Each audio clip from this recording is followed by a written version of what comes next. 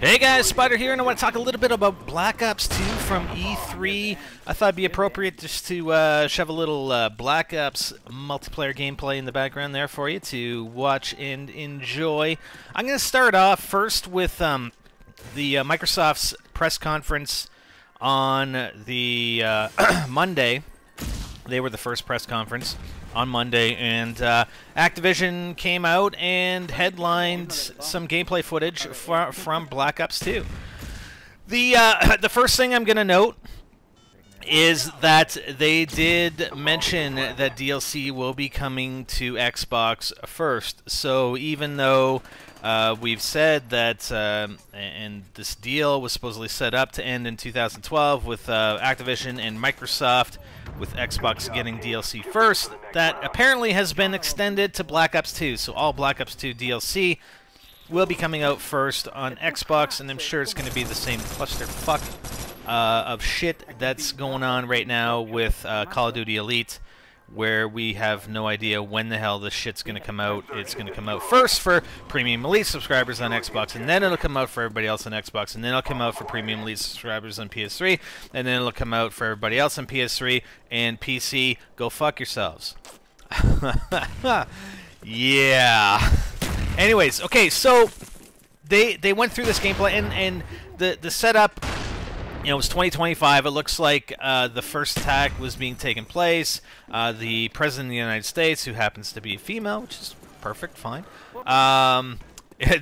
She's in the vehicle with everybody, and they're under attack. And it looks like that the plot line is for this this radical dude, who we're gonna get some background, I think, when we start flashing back to the 80s.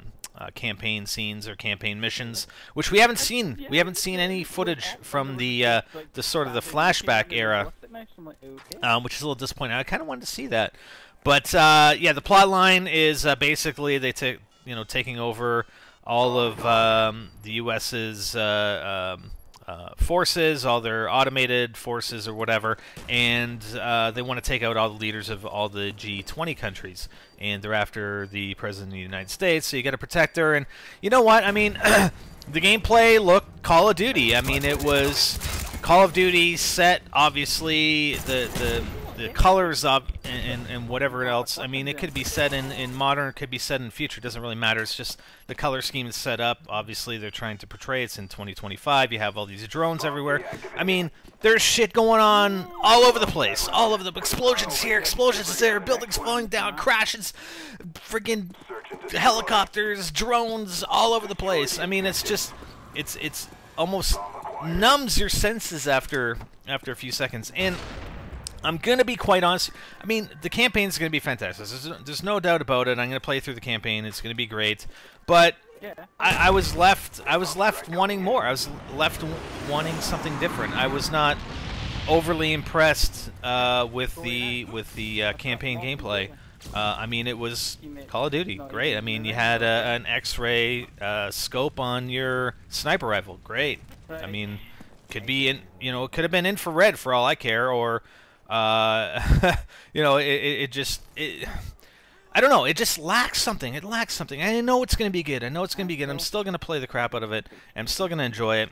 You know, I'll play the campaign once, maybe twice, depending on how the difficulty levels unlock. But then that's going to be it, right?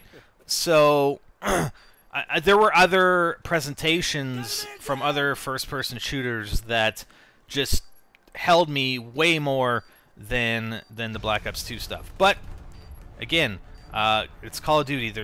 You know, they're throwing more at it. They're just lots more. You know, it's always been explosions. It's like the Eiffel Tower coming down in Modern Warfare 3. I mean, it's, you know, it's a big spectacle. It's a huge spectacle, and it's like, you know, and again, they take the stuff, a lot of the stuff from movies. They use movies, big blockbuster, everything crashing in.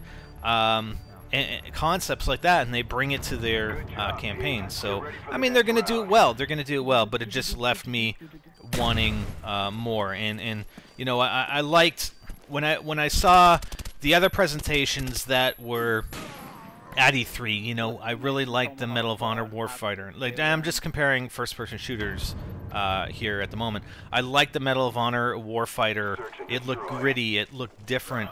I liked the Halo 4 gameplay, actually. There were some different elements there. It looked great. It looked like they were pushing beyond where that series has been in both cases. And it really, again, okay, we have the future environment, but it just seemed like they were just taking that cookie cutter approach, throwing in explosions everywhere, and it's the same Call of Duty gameplay. Which, hey, I'm gonna play it. I'm gonna play it. So I think some of the positive stuff that I really liked came out yesterday when they were going through the sort of the Strike Force missions that were part of the campaign. And there was an interview with Mark Lamia as well, where he talked a little bit about Strike Force, and they showed some gameplay, and that looked pretty cool. I mean, that looked like, again, some of the decisions and the gameplay that the decisions that you make in the gameplay affect the outcomes, and it's a little bit more sandbox than the on rails shooter that we're used to in Call of Duty, and that looked really good. I'm really impressed with that, and I would like to go through those missions. And obviously, it's not the entire campaign. There are just Strike Force levels, and see how they impact the gameplay, and try doing different things and working with it a little bit differently. So, and that's what they were trying to do. They wanted to have something that had some replayability, or more replayability than a typical on-rails campaign, which comes out of the sandbox gameplay. And this is from Mark Lamia. It also has an impact on the story. In a nutshell, Strike Force levels are all about the proxy wars that are going on in the year 2025. There's this tension and this conflict that's going on. Joint Special Operations Command comes to you in the middle of the campaign as the narrative is unfolding and tensions are rising. You're given a choice of several global hotspots to bring your Black Ops team in and fight.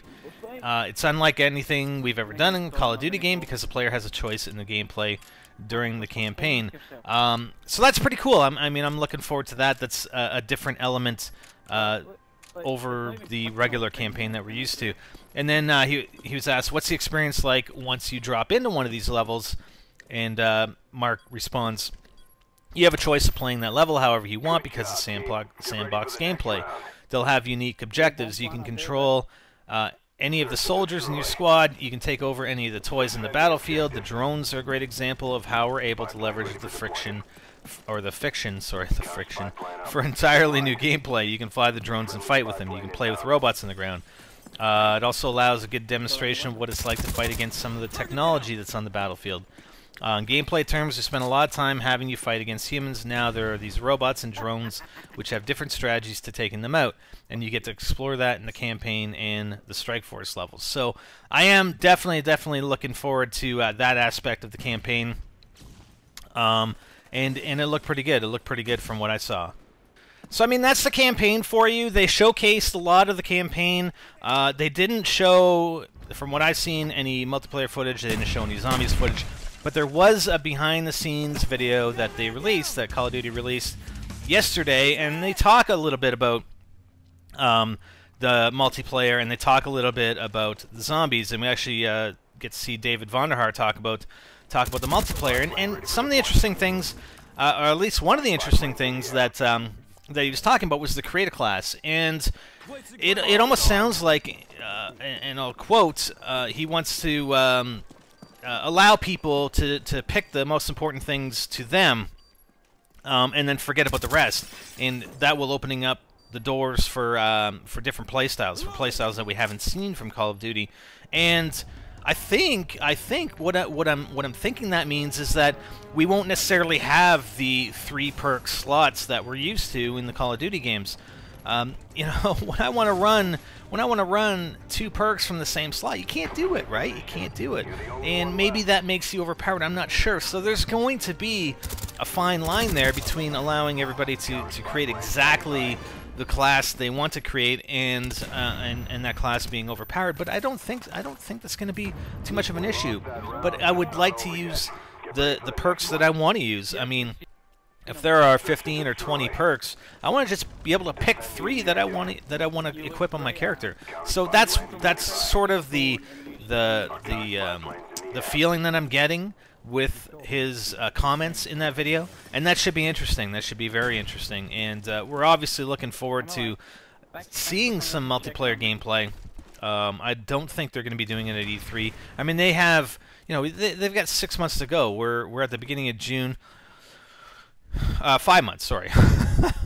Can't count. We have 5 months to go. They need to save some of this stuff. They need to save, you know, in a month or two, they're going to release information on multiplayer. Then in a month or two after that, they'll release like the zombies thing. They got to keep this marketing, the marketing wheels spinning, and they can't just show everything all at once, and then they have nothing for the next 5 months.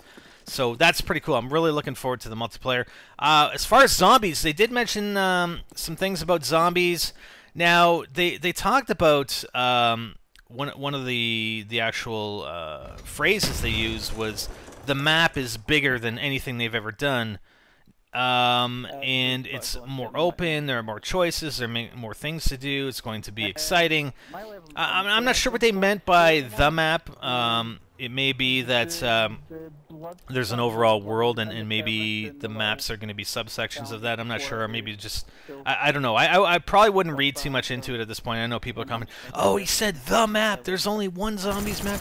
You know what, I'm not gonna to jump on that. They're gonna make zombies epic, and again, I'll link you to all the videos, the actual demo sort of gameplay that they had from the Microsoft conference. I haven't seen the Strike Force stuff linked anywhere or video anywhere on that, so I'll try and find that for you, as well as the behind the scenes.